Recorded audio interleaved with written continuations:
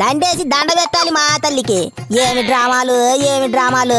ఎందుకే ఆస్కార్ అవార్డులు వాళ్ళకు వీళ్ళకి ఇస్తారు, ఈ వైసీపీ లీడర్లకు గంపగుత్తగా ఇచ్చేయచ్చుగా. ఆవిడెవరు? మాధురి ఆంటీ.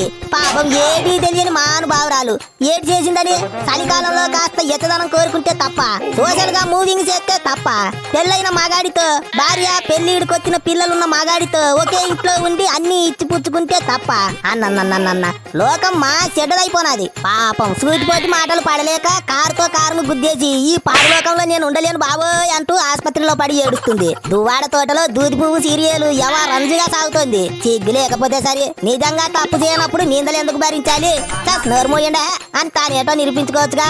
అవును, కలిసే ఉంటాం, కలిసే నడుస్తాం, ఒకటే కంచం ఒకటే మంచం అని మాట్లాడుతూ ఈడాకులు ఇవ్వలేదని చెబుతూ మళ్ళీ తానేదో పత్తిత్తుల్లా మాట్లాడుతున్నారు. ఇట్లాంటోళ్ళు ఉండబట్టే లోకంలో ఏది మంచో ఏది చెడో అర్థం కానట్టు తయారవుతోంది పరిస్థితి.